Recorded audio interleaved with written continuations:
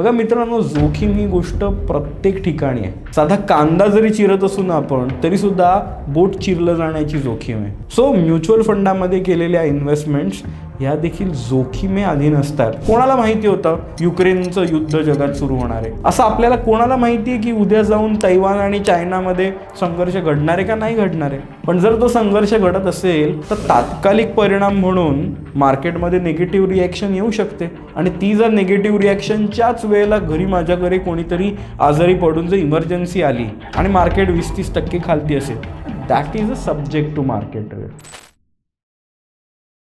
नमस्कार मित्रांनो, आज आपण चर्चा करणार आहोत सब्जेक्ट टू मार्केट रिस्क म्हणजे नक्की काय. बघा मित्रांनो, ज्या वेळेला इन्व्हेस्टमेंट रिलेटेड काही आपण ऐकत असतो, म्युच्युअल फंड स्पेसिफिक ॲडव्हर्टाईज किंवा म्युच्युअल फंड रिलेटेड कुठल्याही गोष्टी झाल्या की आपल्याला एक लाईन ऐकायला येते, mutual fund investments are subject to market risk, read all scheme related documents carefully. आणि मग काही डिस्क्लेमर्स दाखवली जातात. अनेक जण हे ऐकून घाबरतात आणि इन्व्हेस्टमेंट करणं पण टाळतात. म्हणतात म्युच्युअल फंड म्हणजे रिस्क, ते सांगतातच रिस्क आहे आणि आमचे पैसे आणि ह्याच्यावरती आम्ही रिस्क घ्यायची ना ना ना ना आम्ही आमच्या पैशावरती रिस्क नाही घेणार आणि हे काय बरोबर नाही, त्यामुळे आम्ही इन्व्हेस्टमेंट करणार नाही. सो आज समजून घेऊया नक्की मार्केट रिस्क म्हणजे काय आणि हे असं का दिलं जातं. तर सगळ्यात महत्त्वाचा मुद्दा असा की म्युच्युअल फंड ही सगळ्यात जास्त रेग्युलेटेड अशी व्यवस्था आहे. म्हणजे जे काही ऑप्शन्स आपल्याकडे समोर दिसतात त्यातली सगळ्यात वेल रेग्युलेटेड, ज्याच्यावरती सगळ्यात जास्त असे नियमांनी बांधून ठेवलेली व्यवस्था जर कुठली असेल तर त्याली म्युच्युअल फंड म्हणजे ॲसेट मॅनेजमेंट कंपनीज ही व्यवस्था आहे. सो त्यामुळे त्या रिलेटेड कुठलीही गोष्ट आली की त्याला डिस्क्लेमर्स द्यावे लागतात, माहिती द्यावी लागते, सुस्पष्टता ठेवावी लागते. अदरवाईज आपल्याकडे सगळे व्यवसाय जे चालत असतात त्या व्यवसायाचं सूत्र असं असतं की खोटं सांगू नये पण सगळं खरंही बोलू नये. सो ह्यामधली जी गॅप आहे, या गॅपवर ती चालणारे अनेक व्यवसाय असतात. त्यामुळे आपल्याला अनेक जणांना वाटतं की अरे एफ डी करणं अत्यंत सुरक्षित, पण हे एफ डी करून पैसे कुठे लोनवर दिले गेलेत, ह्यातनं किती पैसे विजय मल्ल्यांना लोनवरती दिले गेलेले, किती पैसे अधिक वेगवेगळ्या उद्योजकांना दिलेत, त्याची यादी, त्याची लिस्ट आपल्याला उपलब्ध होते का? आपल्याला इतक्या बारकाईने अगदी माझे 100 रुपये पैकी 20 रुपये ह्याला लोनवर गेलेत, 30 रुपये त्यांना लोनवर गेलेत, 2 रुपये ह्याला लोनवर गेलेत, असं उपलब्ध करून देण्याची जबाबदारी बँकेवरती नसते. त्यामुळे बँकेवरती अगदी बँक बुडत जरी असेल तरी त्याचा इन्शुरन्स करून ठेवलेली 5 लाखाची रक्कमच तुम्हाला परत मिळेल. या पलीकडे तुम्हाला कोणीही तुमच्या पैशाची काय हमी दिलेली ही नसते. तुम्ही बँकवर देत असलेले पैसे हे देखील तुम्ही घेतलेली जोखीमच असते. पण जर तुम्हाला बँकेत ठेवलेले पैसे हे 5 लाखाच्या वरचे हे जोखीमे अधीन आहेत असं सांगितलं तर किती सामान्य माणसं घाबरतील. मग तिथे तो ऑप्शन दिलेला नाही आहे. ह्याचा अर्थ 5 लाखाच्या वरच्या तुमच्या ठेवलेल्या रकमेवरती जोखीम नाहीच आहे असं म्हणता नाही येणार. बघा मित्रांनो, जोखीम ही गोष्ट प्रत्येक ठिकाणी आहे. साधा कांदा जरी चिरत असू ना आपण, तरीसुद्धा बोट चिरलं जाण्याची जोखीम आहे. आपण घरामध्ये गॅस वापरतो, केवढा मोठा बॉम्ब घरात ठेवलेला आहे माहिती आहे का?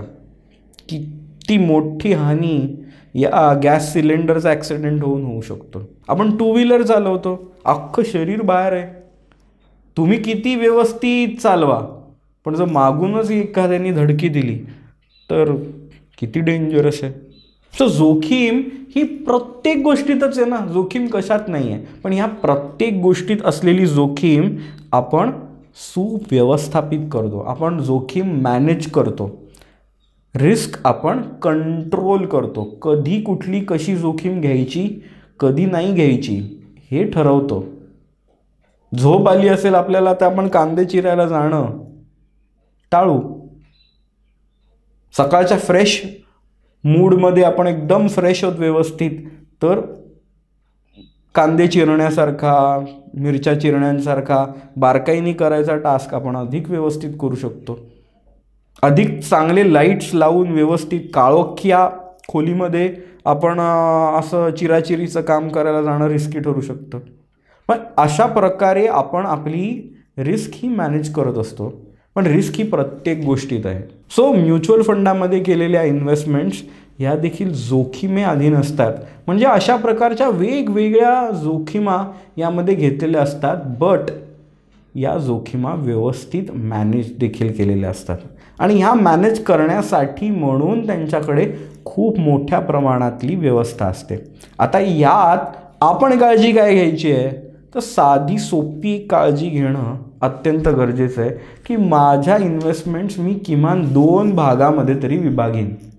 म्हणजे अशा इन्व्हेस्टमेंट्स ज्या मला कधीही गरज लागली, घरात कोणी आजारी पडलं, अचानक मोठी इमर्जन्सी आली तर मला पटकन लागू शकतात असे पैसे कुठले आणि किती.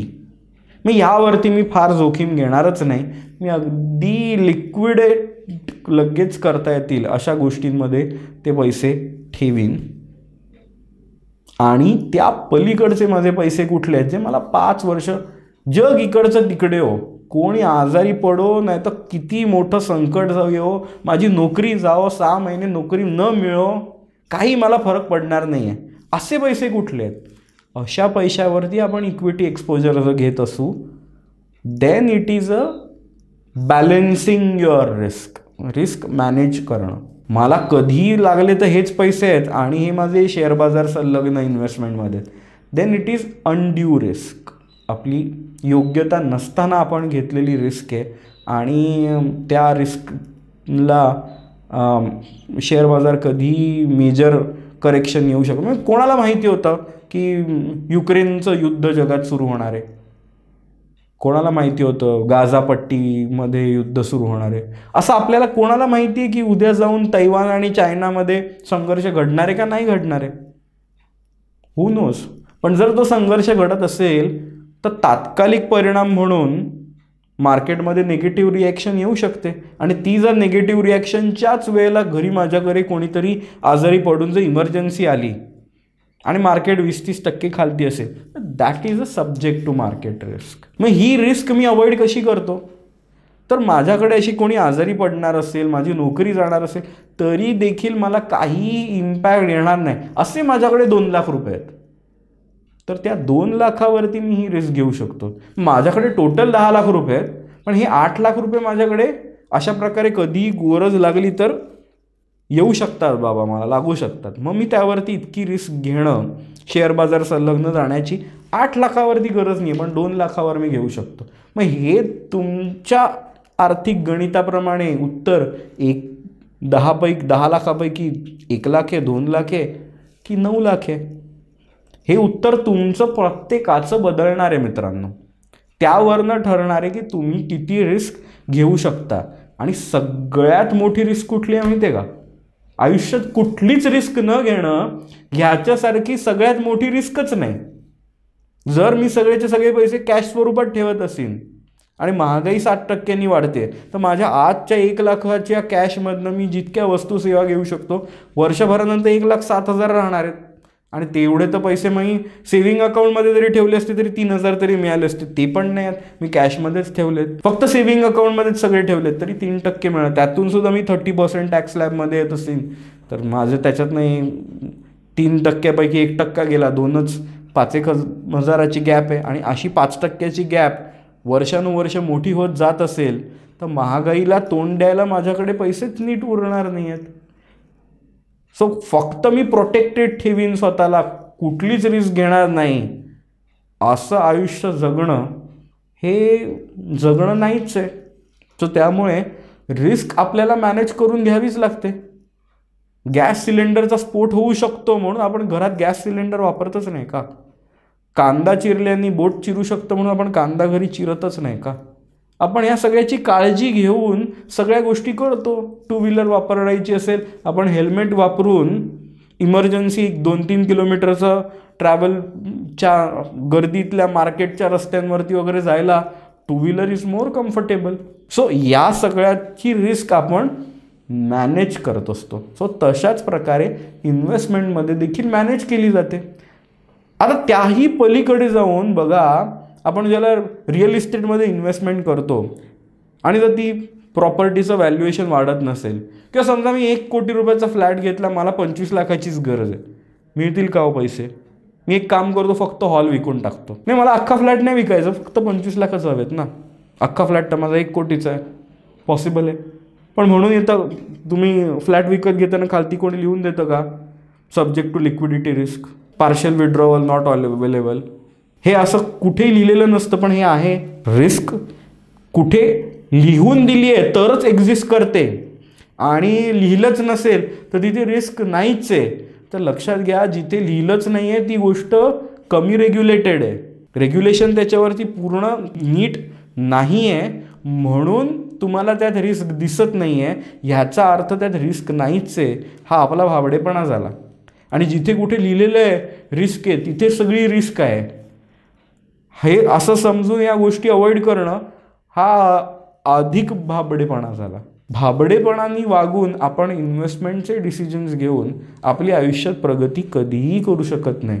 त्यासाठी भाबडेपणाला उत्तर शहाणपणाने देणं गरजेचं आहे, आणि त्यासाठी तज्ज्ञांची मदत घेणं गरजेचं आहे. हे जर तुम्ही नीट समजून घेतलं तर माझे कुठले पैसे हे मी किती जोखीम घेऊ शकण्यासाठी योग्य आहेत आणि किती जोखीम मी घेऊ शकत नाही आहे, ह्याची माझी आर्थिक प्रकृती काय, आणि मला आयुष्यात आर्थिक संसाधनं वापरून नक्की काय साध्य करायचं आहे. काही जणांना युरोप अमेरिकेत सगळीकडे मला अख्खं जग पालतं घालायचं अशी इच्छा आहे, तर कोणाला कुठे फिरायला जायची इच्छाच नाही आहे, किंवा कोणाला वाटतं मला भारत बघता आला तरी खूप झालं, मी आयुष्यात काश्मीरला जाऊन आलो, खूप काही मिळवलं. तुमची वैयक्तिक आयुष्याची संकल्पना काय? कोणाला आपल्या मुलांना शिकायला लंडनलाच पाठवायचं आहे, तर कोणाला वाटतं की मी माझ्या मुलांना शिकवणारच नाही आहे, त्यांनी त्यांचं एज्युकेशन लोन घ्यायचं, पायावर लगेच उभं राहायचं आणि स्वतः सगळं कमवायला लागायचं. प्रत्येकाची आयुष्याची संकल्पना वेगळी आहे, त्याच्यासाठी लागणारी संसाधनं म्हणजे आर्थिक गोष्टी ह्या वेगळ्या आहेत.